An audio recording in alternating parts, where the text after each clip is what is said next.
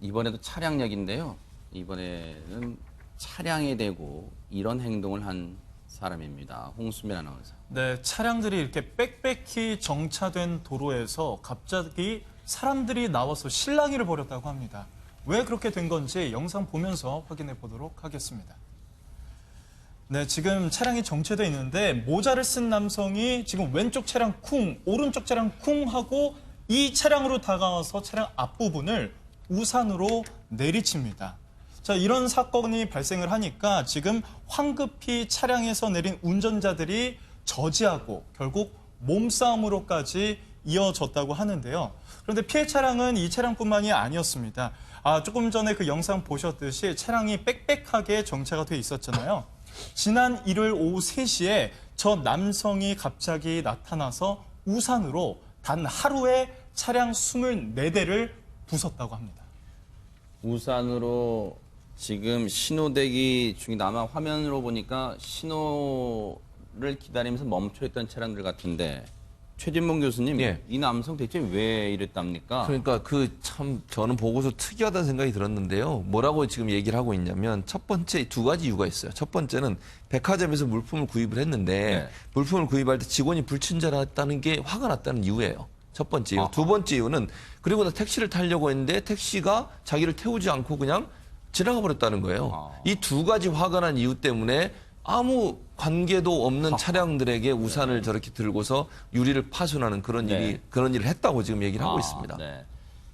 운전자분들 혹시 저 중에 이제 아이가 타고 있던 차량 같으면 얼마나 아이들이 놀랐을까 하는 생각도 해봅니다. 최명규 원장님. 그러니까 이제 저 경우에는 조금은 석연치 않은 부분이 있어요. 왜냐하게 되면 저 차들이 본인의 일단 첫 번째 감정 때문에 그럴 수 있고요. 굉장히 이제 분노와 격앙된 감정이 있기 때문에 그 감정을 뭔가 풀어야 되게 되는데 네. 그래도 최소한의 인격의 그 절제선이 유지가 되기 때문에 네. 다른 사람한테 직접 폭행은 안 하는 거예요. 그러다가 보니까 차량은 일종의 유사인격 체류 작용을 하거든요. 네. 그렇기 때문에 차량을 폭행했을 수도 있고요. 두 번째는 어떤 저분이 저 순간적으로 여기저기서 불친절을 받다가 보니까 이 세상은 전부 나한테 불친절해라고 생각이 되게 되면서 네. 저 차량에 대해서도 순간적으로 굉장히 커다란 어떤 적대감에 사로잡혔을 수 있는 가능성도 있어요. 저 사람들이 전부 나의 뭐 통행을 방해한다거나 아니면 저 상황에서 놀라서 사람들이 이제 클락션을 울리거나 하게 되면은 그게 본인을 공격한다고 생각해서 본인은 더욱더 행동이 심해졌을 수 있는 가능성도 네. 있는데 지금 저것만 봐서는 아주 제가 정확히 판단하지 못할 것 같아요. 저 사람이 이제 경찰에 잡혔을 텐데 경찰 얘기로는 어떻게 얘기하던가요, 홍수민 아나운서? 네, 이 남성이 이제 저기서 잡혀서 유치장으로 수감이 됩니다. 그런데 유치장에서도 그 분을 가라앉히지 못한 모습을 계속 보였다고 하는데 경찰이 이 남성을 확인해 보니까 어떤 병을 앓고 있었다고 하네요. 어떤 병을 앓고 있어요? 네, 이 남성이요. 그러니까 예전에 정신분열증이라고 했었던 조현병을 오랫동안 앓고 있었다고 하네요. 조현병을 앓고 있으면 혹시 이런 행동을 할 가능성이 큰가요? 어떻습니까? 최명규 원장님.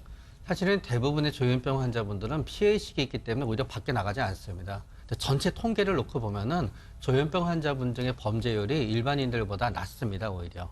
그러나 이 경우에는 본인의 성향 자체도 약간은 충동 조절이 안 되는 성향이 있었을 거고요. 네. 거기에 조현병이 더해졌을 테고, 만약에 조현병이라고 가정하게 되면은 저 상태는 우리가 이제 망상적 기분이라고 불리는 상태인 것 같아요. 구체적인 망상이 있는 건 아니지만 뭔가 이상한 일이 본인한테 벌어지고 있고 사람들이 나를 갖다 굉장히 해칠 것 같고 뭔가 굉장히 분노가 조절이 되지 않는 망상은 생기지 않았으나 망상으로 넘어가기 전 단계인 것 같고요. 그거를 추측해놓고 보면은 아마 일정 부분 과거에 약을 먹어서 증상이 조절이 되다가 네. 지금은 약을 먹지 않아서 증상이 조절이 되지 않는 어떤 초기 시점인 것 같고 네. 여기에서 계속 치료가 이루어지지 않는다 그러면 그때는 아마 구체적인 망상과 환청이 다시 나타나게 될 겁니다. 그런데 소 국장님, 네. 물론 앞서 최명규 원장의 말씀처럼 조현병을 앓고 있는 사람이 이런 행동을 할 확률은 극히 다른 범죄를 저지른 사람보다 낮다고는 말씀하셨지만 이 사람이 과거에도 비슷한 행동을 했다는 얘기가 있어요, 지금. 그러니까 이 3년 전에 이제 교도소에서 복역을 한 적이 있었는데 네. 예, 그때도 이제 조현병 진단을 받아서 그때는 교도소 안에 있으니까 교정당국의 관리하에서 약도 계속 먹고 네. 상담도 계속 하고 이렇게 이제 지내왔다는 거죠. 그런데 네. 출소를 한 이후에는 그런 부분들이 이제 체계적으로 관리가 안 되고 그러겠죠. 아. 현행 법 하에서 어쨌든 출소 이후에 법무부가 뭐 관리를 할 수 있는 그런 법적인 근거가 없다 보니까 네. 사실상 어떤 가족의 그냥 관할하에 놓이게 됐는데 아. 제대로 아마 약 같은 것을 잘 안 먹고 이렇게 하지 않았나 네. 그렇게 이제 추측이 됩니다. 그러니까 이런 부분들이 어떻게 보면은 행정의 공백이라고 할 수도 있는데 네. 교도소에 있을 때 그렇게 치료를 계속 받던 사람도 일단 출소하면 그때부터 이게 딱 끊기는 것이거든요. 그렇다면 뭔가 이런 부분에 대해서 다른 부처나 기관과 좀 이렇게 연계해서 치료를 네. 계속 받을 수 있는 그러한 식의 연계 시스템 같은 것들이 좀 갖춰질 필요가 있지 네. 않나. 이번에는 우산으로 내려치는 정도에 그쳤지만 네. 만약에 어떤 다른 더 어떤 강력한 범죄로 이어질 가능성도 뭐 전혀 없다라고 얘기할 수는 없지 않습니까? 네. 그렇기 때문에 그런 어떤 시스템이 좀 필요해 보입니다.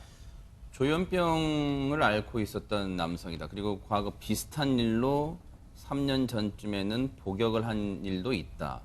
그러면 지금 양지민 변호사님, 저 피해 차량이 한 20넉 대 된단 말이에요. 그러면 그 뭐 경중은 있겠습니다만 저 보상, 수리 같은 거 보상은 어떻게 받을 수 있을까요? 보상은 이 남성에게 사실상 하는 수밖에 없습니다. 물론 보험 그 가입한 그 상품에 따라서 사실은 이제 자차로 해결할 수 있는 부분도 있을 수가 있겠지만 원칙적으로 그렇다라고 하더라도 보험사에서 실질적으로 그 사건을 유발한 사람에게 이제 구상을 하게 됐거든요. 그렇기 때문에 결국에는 판단을 한다라고 하면 저 남성이 어쨌든 본인이 유발한 피해 행위에 대해서 다 보상을 해야 되는 건데요.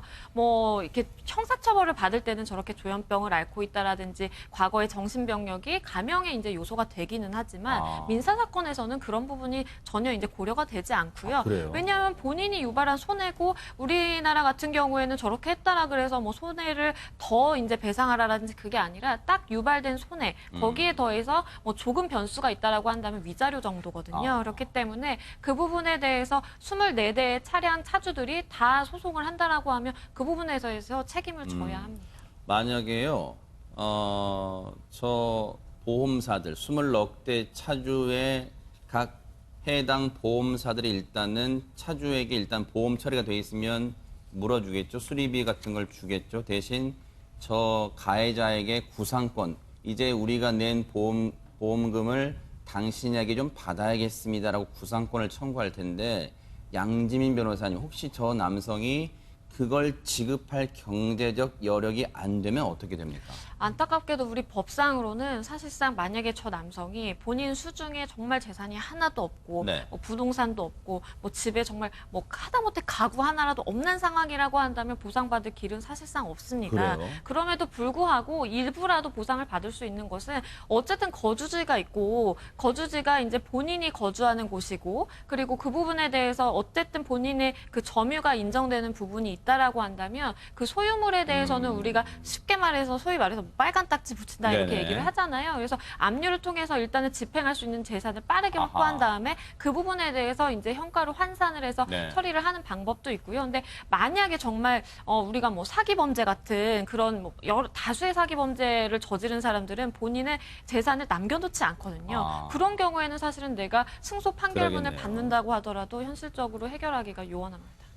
최재문 교수님 한 예. 20초 남았는데요. 예. 어쨌든 이 사람이 약을 먹고 치료만 잘 됐으면 이런 일이 안 일어났다는 생각도 해보면 사회가 좀 관리할 필요가 있지 않나 생각해요. 그렇습니다. 이게 문제는 이제 법무부 관계자는 형이 집행이 끝난 사람에 대해서는 더 이상 어떻게 관리할 수 있는 방안이 없다라고 얘기를 그래요? 하는데 그렇게 속 놓고 있을 일은 아니라고 봐요. 네. 이런 질병이 있는 사람들을 사회적으로 보호하고 치료할 수 있도록 하는 강제성을 띠는 어떤 그러니까요. 조치들이 있어야 될 것으로 생각이 됩니다. 맞습니다.